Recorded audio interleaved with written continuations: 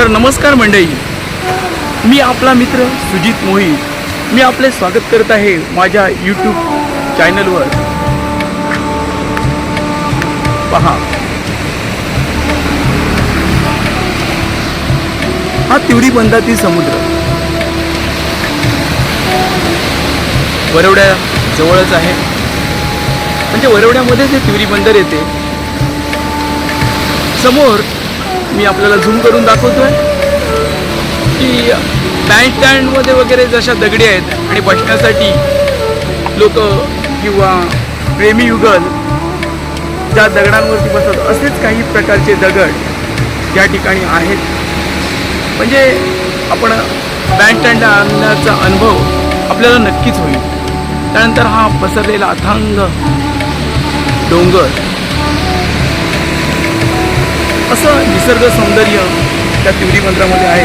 खरंच जेवढं आपण बघू तेवढं थोडं आहे। आयुष्यामध्ये जर कधी आलात गणपतीपुळ्याला तर ह्या तिवरी बंदराचा आस्वाद नक्की घ्या। हा गरजणारा समुद्र बघा, अथांग पसरलेला समुद्र, ज्याच्यासाठी आमचे डोळे नेहमी तरसलेले असतात, त्याला बघण्यासाठी आतुर झालेले असतात। आणि इथून पुढे जो दिसतोय या तिवरी बंदरातून जरा झूम करून दाखवतोय, तो पुढचा जो दिसतोय तो गणपतीपुळ्याचा समुद्र। आणि तिथे त्या डोंगरावरती आमचा गणपती बाप्पा, आमचं सर्वांचं रक्षण करणारा बाप्पा तिथे बसलेला आहे। हा मी नक्कीच तो व्हिडिओ तुम्हाला माझ्या यूट्यूब चॅनलवर, सुजित मोहित या यूट्यूब चॅनलवर आपल्याला नक्कीच बघायला मिळेल। आयुष्यात कधी स्वर्ग बघायचा झाला तर ह्या कोकणामध्ये नक्की या, आपल्याला नक्कीच आवडेल। आणि आपण सर्व विसरून जाल की आयुष्यात आपण काय केलं होतं, काय केलं नव्हतं।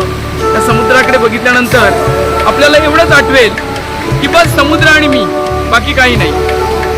असेच आयुष्यामध्ये नवीन नवीन व्हिडिओ पाहण्यासाठी आपण माझं चॅनल सबस्क्राईब करा आणि नवीन नवीन व्हिडिओचा आस्वाद घ्या। धन्यवाद धन्यवाद धन्यवाद। हे बघा, आपल्याला मी दाखवतो आहे हा संपूर्ण डोंगर हा समुद्राच्या समोर आहे आणि तो आपलं नेहमीच स्वागत करत असतो। खूप अथांग असा मोठा पसरलेला, म्हणजे आपण मावणार नाहीये इतका मोठा डोंगर आहे। आणि खरंच सगळं काही बघण्यासारखं आहे आयुष्यामध्ये। हा इथून गणपतीपुळ्याला रोड जातो वरवड्यातून आणि एक 15-20 मिनिटात आपण पोचू। आणि तो समोर मी दाखवलेला डोंगर आणि हा गरजणारा समुद्र। आयुष्यात खूप काही आपण कमवतो आणि हे असं दुर्लभ दृश्य आपण गमवतो। जर आपल्याला खरंच हे दृश्य बघायचं आहे तर तिवरी बंदरात एकदा नक्की येऊन जा। आयुष्य तुमचं उज्ज्वल होऊन जाईल, भविष्याला तुमच्या एक वेगळीच कलाटणी येईल। आणि खरंच काहीतरी बघितलं म्हणून तुम्ही आयुष्यात एक आठवण ठेवाल की कोणी काहीतरी दाखवलं होतं, ते आम्हाला बघायची संधी मिळाली। चला, खूप खूप धन्यवाद आणि खूप खूप आभार।